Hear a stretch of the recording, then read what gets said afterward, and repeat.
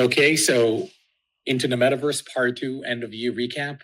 Very excited to share with you a few more highlights from a wonderful year of content and thoughtful remarks and ideas about the metaverse and where we're heading and where we are in the cycle of evolution. And in this part 2, I'm delighted to share some highlights from the episodes I've recorded with people like Krystal Hauserman, where we talked about how interoperability unlocks marketing in the metaverse. Marketing in the metaverse is a really, really big theme. And as you know, close to my heart. So I'm excited to reshare with you some of the highlights from the year. People like Charlie Fink from Forbes and many other places where, Charlie and I talked about how generations of tech and humans and the relationship between them. Really, really thoughtful conversation with Charlie. Talking to Marcus Holmstrom, a fellow builder on the Roblox platform. He's the CEO of the gang. We talked about entertainment IP coming into and out of the Roblox platform. And then lastly, an incredibly thoughtful conversation with writer and thought leader Stephanie Hirschmiller, where we talked about digital to physical feedback loops, also covering a lot related to brands. So I hope you enjoyed these highlights. This has been a remarkable year. And again, thank you so much for being a fan, being a listener, and please do love our podcast, comment, and share it with your friends and colleagues. Happy New Year. But I think your commentary is excellent. And that actually naturally leads me to the slightly longer term, which is what happens beyond Roblox, and primarily really for a metaverse to emerge, it needs to be open. It needs to be web-based. It needs to be interoperable. It needs to be like when you go to Facebook and you click on a link, it takes you to another website on the web, right? Which is impossible today in any virtual world. Either it's a triple game that runs on Xbox console, or if it's a Nintendo Switch game, or if it's Roblox or Fortnite UFN experiences. They do not correspond to one another. You cannot get out of their walled gardens, any of them, actually. And I don't see the future as a Roblox is the metaverse. Fortnite is the metaverse. If yes, then we've all failed miserably in building really a metaverse, right? And so over the next 5 years, I think what CMOs are really going to care about, I think we're way too early, but I see it coming, is what does a immersive internet or immersive web presence means for those brands. For example, these luxury brands or beauty brands will have their own quote unquote game world connected to the website. I don't know. Will any brand is going to be like Shopify? I want to have my own e-commerce. Will every brand want their own virtual world? Maybe, maybe not, maybe yes. But I think that's something that CMOs should start thinking about, right? What is beyond Roblox? If you do subscribe to the worldview that the immersive web is something that is bound to happen at some point, what does that actually mean for your brand? And what does it mean that suddenly all of these 3D avatar interaction, avatar expression, connectivity between virtual and IRL, what does that actually mean for your brand and for your customer engagement? Much further down the line, way less evidence on how you actually approach it. But again, reinforces why it's important to test and learn. And probably Roblox is the best large-scale prototype of what that future could look like, at least in my mind. I think that's right. When I think of Roblox, I think of it, and I'm sure the metaverse enthusiasts will be like, that's not right. When I think of Roblox, it's exactly what you said, right? It's the first ground that people understand. There's an economy and an industry around it. I can call up, you guys, and you can help me, build a world. And I think it's the playground, and it's the natural entry point to the promise, or one of the entry points into the promise of what the larger metaverse with the capital M is and can be. What that looks like, I have no idea. You'll have to come back together in 10 or 15 years and be like, wow, did we ever see that coming? Well, that's up to the builders. That's up to us, the builders, to make it happen. Exactly. I think the biggest wrestle for brands, CMOs in particular, is, you said it, is the interoperability, right? And boy, is that a tech problem, a tech challenge that I can't even begin to understand how to solve, or whether it's solvable. Should we solve it? Does it matter? Because I think as these different places to build and create your brand identity in these virtual worlds, right? You're talking about investment escalating bigger and bigger to show up in different places. And I think when you make that sort of investment in people's your brand isn't necessarily portable to the experiences today. If I go into elf worlds in Roblox and collect badges or whatever digital assets, I can't take those with me anywhere, right? They're beholden to the Roblox platform. And I think that's a challenge for brands, right? When you're making an investment in building and you really are trying to create your digital identity in the virtual world, how do you do that, right? In so many different touch points. But like you said, I guess it becomes omni-channel plus, where you have real world omni-channels, the traditional that we all know. And then within digital realms, there are many different channels and places there. We're just so early days, but it's exciting. 100%. But here is the thing that is most fundamental, Charlie, that I think is exciting. And I'll use a quote to kind of preface my perspective. There is a learning scientist called Alison Gopnik who writes about science of childhood and kids. And there is a quote in one of her books. She says, "Children are the R&D department of the human species," which is such a foundational, amazing quote, yeah, right? What a great quote, right? And so to me, Roblox is absolutely about young people. Fortnite as well. All of these platforms are all about young people. But guess what? This is the generation that is going to consume the next era of the internet. And what I think I'm trying to get people to understand is that when people talk about avatars, the way Jan and Charlie use avatars is absolutely irrelevant. The way 12-year-olds, 15-year-olds, 8-year-olds are using avatars is fundamental to the way the internet is going to look like. And I think this is where we're going. It's a change of human behavior on the internet as much as it is a technological shift. So I'd love to kind of pick your brain and your perspective on the transformation that is happening with the way young people are using the internet, and what does it actually mean about the future of the internet? We have been conducting a 20-year experiment on what happens to kids when they are raised on the internet. You're a little bit younger than me, but I imagine you are part of that first generation, like my kids, who were growing up in the 90s when the internet was first happening, and they had AOL, and they had ICQ, Messenger, and they had internet porn traps, and they had the whole thing, including early Call of Duty, which was what they did a lot on their computers, aside from filling them up with viruses from going to porn sites. So your generation sort of was the guinea pigs on computers. And I don't think looking at you or looking at my son, first of all, you guys have jobs that no one could have imagined 10 years ago, right? My son is a golf instructor, but he became a celebrity on Instagram because of his entertaining style. Oh, that's cool. Yeah. I'm gonna send him to my father-in-law, who is a big golfer. At Dave Fink Golfs. So he's the pot smoking, long-haired golf instructor for the people who curses like Dennis Leary. So if you want Dennis Leary as a golf coach, Dave is your man. But he was trained as an actor. So he's combining his love of sports with his natural tendency to perform. And very cool. I mean, he's writer, director, performer, editor, distributor, full stack creator. Yeah, and exactly. He's a full stack creator, and he works directly with brands. The brands pay him. That's how he makes money. That and selling advertising on YouTube. But he sells the sponsorships are the most valuable thing. So he's got a club sponsor. He's got a putter sponsor. That's amazing. Anyway, and your job and your whole company didn't exist either, because 10 years ago, Roblox was a bunch of kids building games for each other, right? Because the mobile era put a rocket sled under so many companies, and Roblox was one of them. 100%. And but also true of Fortnite. So this is the next generation after yours.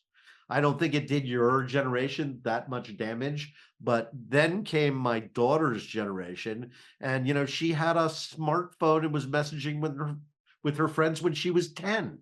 And so, I think that generation is the generation that's gone through all the crazy shit with Instagram and cyberbullying and all the things that were kind of dangerous or potentially dangerous with mobile became actually dangerous to kids' self-esteem, dangerous to kids, a lot of young males, like the Trump shooter, are basically these incel outcasts without hope.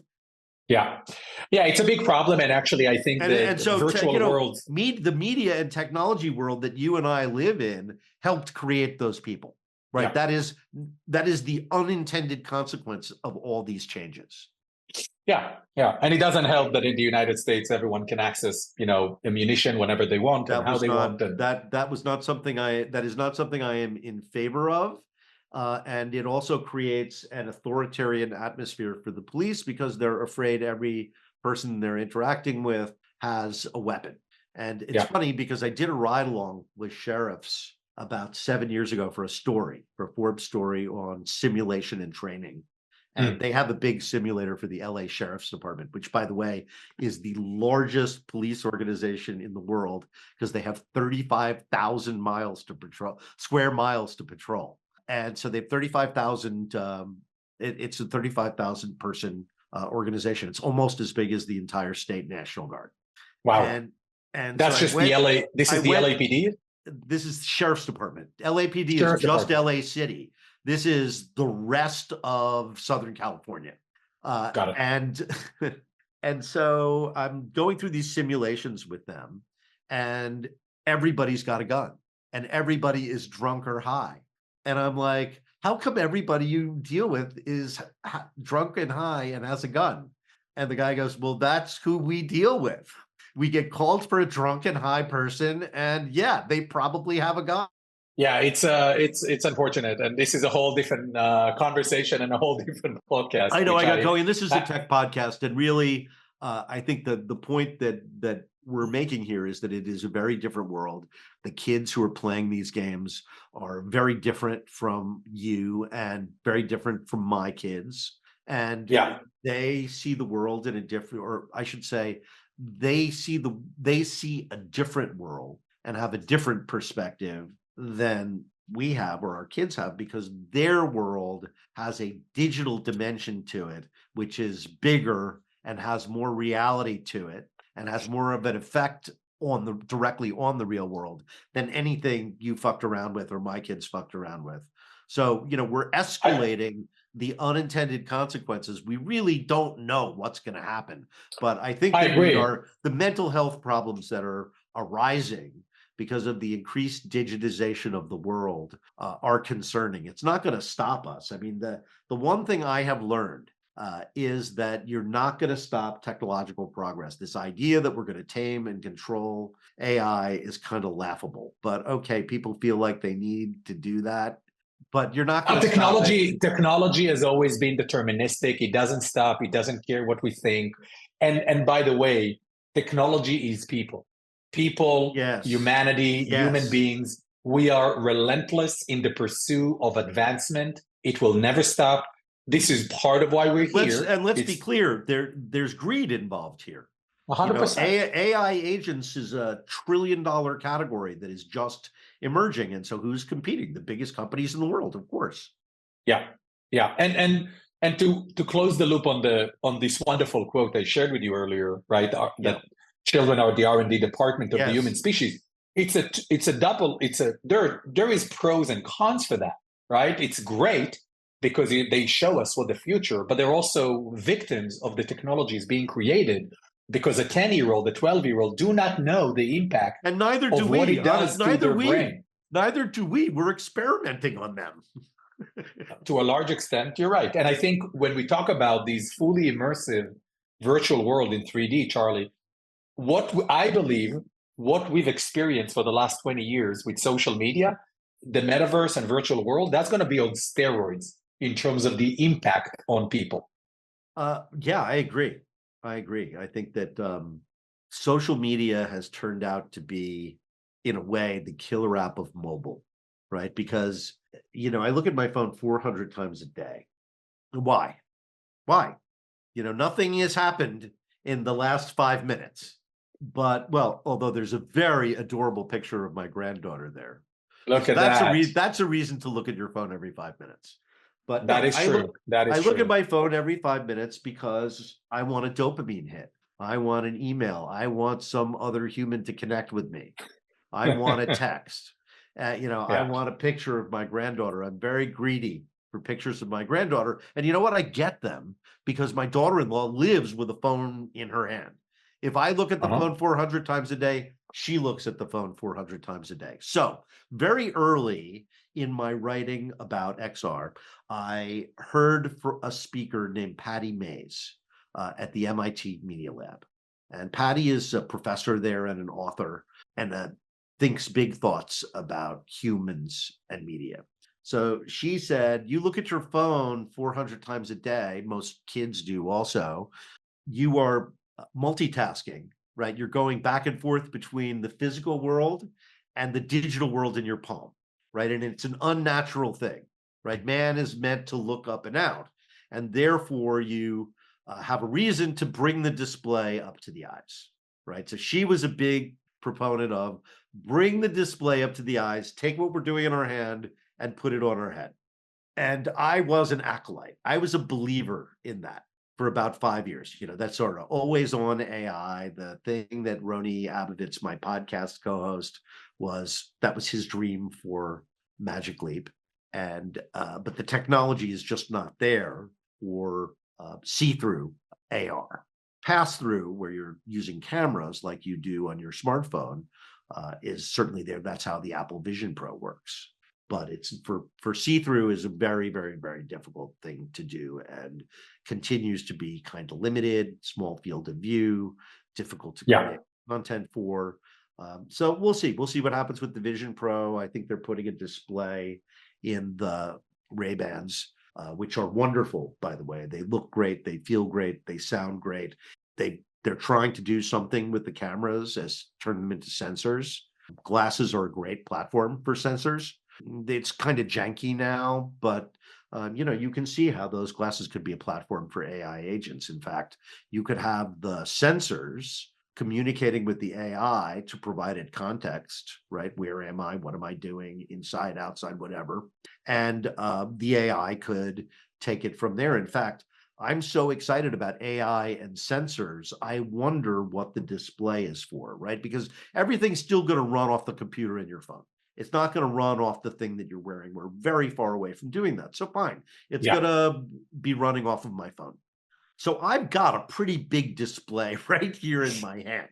So when I need a display, it's in my freaking pocket and I can take it out.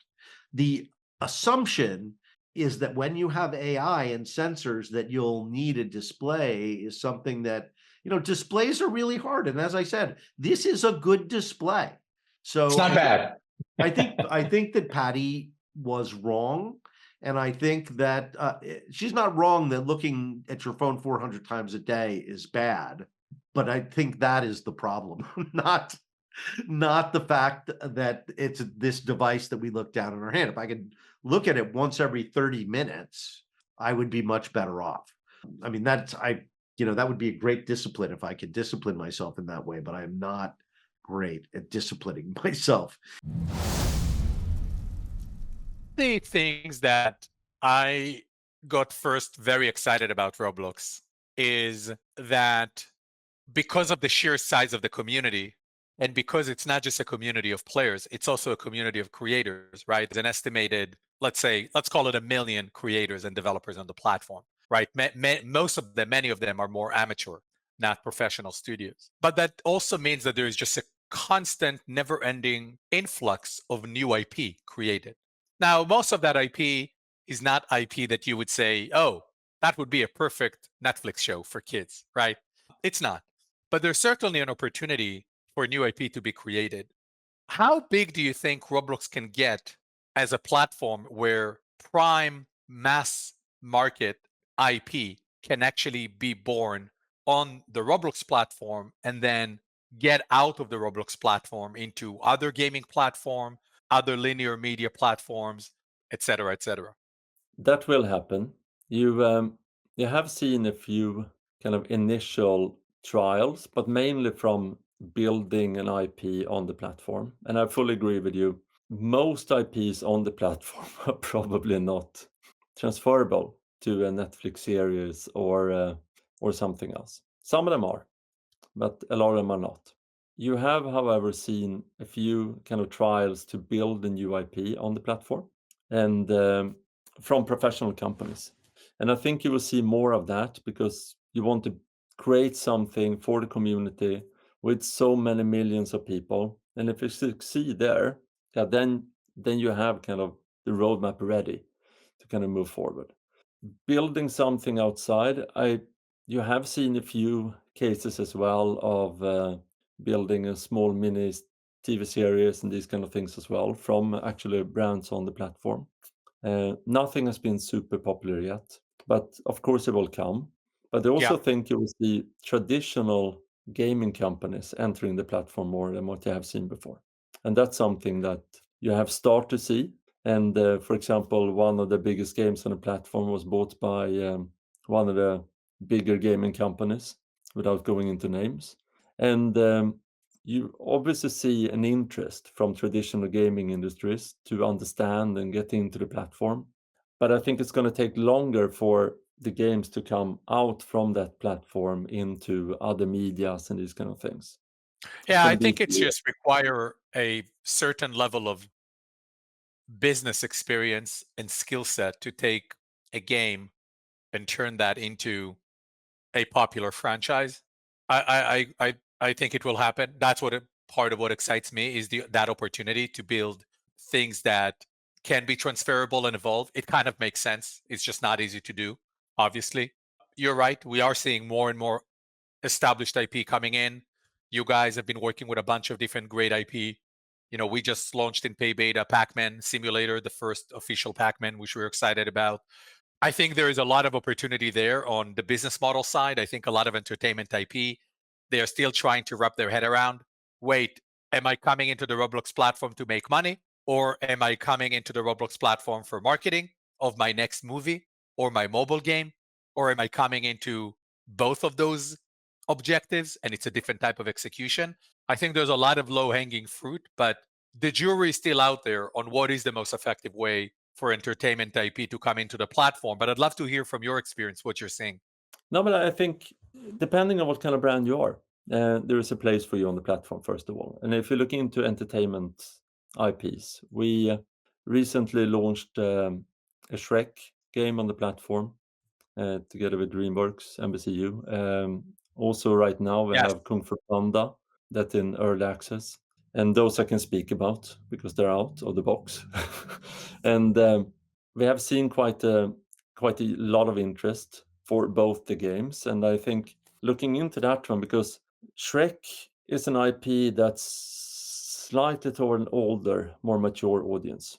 And one of the main reasons to have it on the platform is to kind of find the younger audience and kind of reinvent them. And Shrek is also very, very memey. So a lot of people have seen the memes around Shrek, but they might not have actually seen the movies. So, and I think that part is quite interesting to kind of put in IPs into a younger audience so they get to love the characters as well, but from a different perspective. And I want to add on that, if I can, for a sec. What's really interesting about using the example we mentioned, if it's Shrek or Pac-Man, what's really beautiful about the Roblox platform is that it's a young audience. Some of them actually were not born when these IPs came to life. And it's almost an opportunity. It's not almost, it is an opportunity for the right entertainment IP to reimagine the IP for that new audience and the new platform, right? Bringing Shrek to the Roblox platform, it's not a trivial effort. It's taking a movie and translating into a social, immersive 3D game. Taking Pac-Man, a 40-year-old IP from a different era, and translating that to a social, immersive 3D game is non-trivial. Kung Fu Panda as well. And I think there needs to be an incredible level of patience and trust from these entertainment companies in the studio partners they're working with, and also believing in the long-term potential of bringing this IP into the platform, especially as it's not getting easier for these companies on how to monetize their IP. No, I fully agree. But also it goes beyond traditional entertainment companies. We work, for example, with a lot of sports, many different sports brands and leagues and everything. Everything from FIFA to NHL to Wimbledon and US Open. But the objective there also, I would say, is twofold. It's very similar in a way. How do you get the younger audiences interested in coming in there and get an interest, but also mainly get an interest also for sports, to kind of get in there, fall in love with something that you do in the physical world, but you do it here in digital. But one of the main objectives is also to get them interested in actual sport, to also get them to close the computer and then go out and kick a ball because they saw cool stuff in the game and then they go out and do it. And I think that's something that excites me a lot as well, to kind of actually help a bit of the community, not just growing the screen time more and more, but also go beyond that. And also the social aspect that I really love with it, because you have this, how can you actually get people to socialize a lot and not only sit and play, but actually educate themselves, learn from each other. And we see that a lot as well, which I get very happy, because sometimes when we miss to kind of communicate how to play a game that we built, a lot of times there are people standing there and acting as teachers, but they're kids. And just helping each other and telling them, no, you do this, or kind of help them to optimize. Oh, if you do this instead, it's going to be way better. And I love that, because it shows how strong community it is and how much kind of positiveness there is around it. I fully agree. It's a very special community, both in terms of creators and users, and not surprising, right? There's so much optimism and great positive dynamics when you're young. Then we lose it when we become adults or try and keep it as we get old. I think that certainly now and in the next several years, and let's call it the near term, I certainly agree with you that these next generation platforms, as one might describe, even though Roblox has been around for 17 years, but it's still considered a next generation platform. I agree with you, as brands should look at them mostly as a new type of marketing channel and a way to connect with audiences, certainly. You've mentioned Facebook.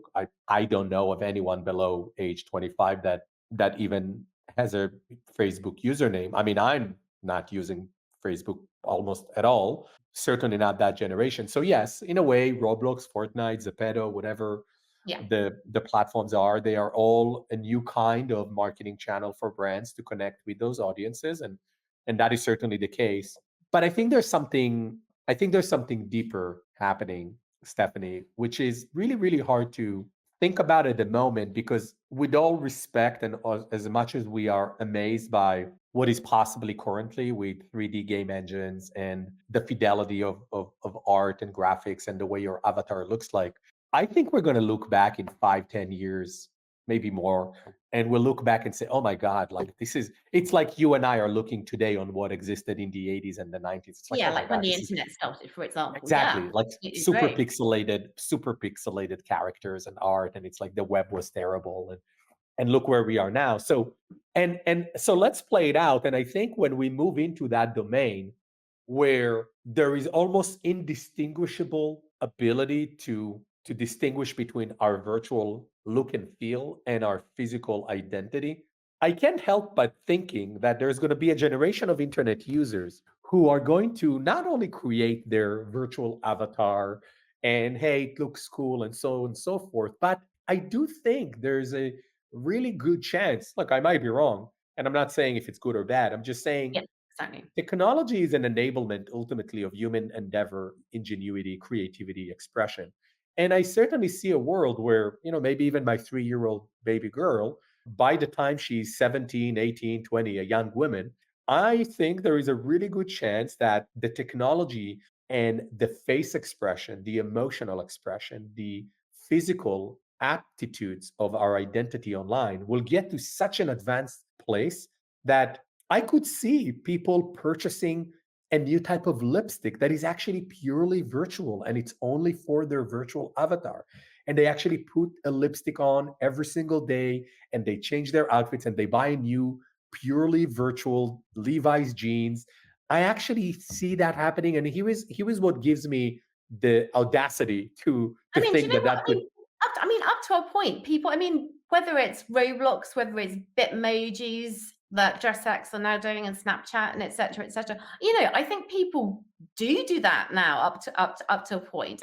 Makeup hasn't been so great because it's a little bit more complex, but Technically speaking, it's more complex at the moment, for sure. And I think this is what I'm saying. I think once the technology is there, let's look at the data. Again, let's use Roblox, for example. One of the data points Roblox is showcasing, which is really, really interesting, is that about 20% of the platform users are changing their avatar outfit every day. Yeah. 50% change. And there's also a lot of data on like hair look. Yes. Did you see that as well? Hair. Again, it's like a bit more easy to do than Correct. makeup at the moment. But hair is massive on Roblox. Obsession. It's an obsession. We've seen it so many times. Even when we launched NARS Color Quest, we had a whole virtual goods collection in the first experience, the Super Social launch with NARS. And and this is a beauty brand, right? Yeah. Guess what was the number one most popular virtual item we created for avatars? It was a pink hair. The community went nuts over pink hair. And yes, now let's double click here for a second. Why? Because also wasn't it on your Gucci as well that one of the hair looks was really it was. It's almost like in every branded experience and collection we're launching, hair is always the most popular. And here is, I think, one of the reasons why, Stephanie. It's because of all the things that at the moment are technically possible from your face design, let's say, or appearance on Roblox. Hair is the one where there's more flexibility because Roblox figured out how to enable the creation of hair. It's not possible with makeup, with hair, with lipstick. Yeah. It's not, but it's going to get there. They're going to figure it out. They're going to figure it out. Epic Games is going to figure it out. Snap is going to figure it out. Zepeto is going. They're all going to figure out the technology of enable, and then put on top of that the facial expressions, showing emotions, right? Making sure that the camera can identify your face expression and in real time make you look and behave really as you just virtually. I'm pretty bullish and deterministic that it's going to happen. Now, the question is, will that open up an opportunity for new brands and existing brands to actually create not only completely virtual native products that they can actually sell virtually, but will it also modify, guide, and drive real world purchases of product that are actually incepted virtually? Yeah, I think so. And this is, talking about, those Roblox stats. There's another, there's another one at the moment that says that X amount of Gen Z, whatever, are their real life purchases are influenced by, what their avatar might look like, etc. And we might be a bit like, okay, all right, but actually, it's a thing. It is a thing. And also, if you look at it in trends that we actually that are actually sort of a bit more understandable.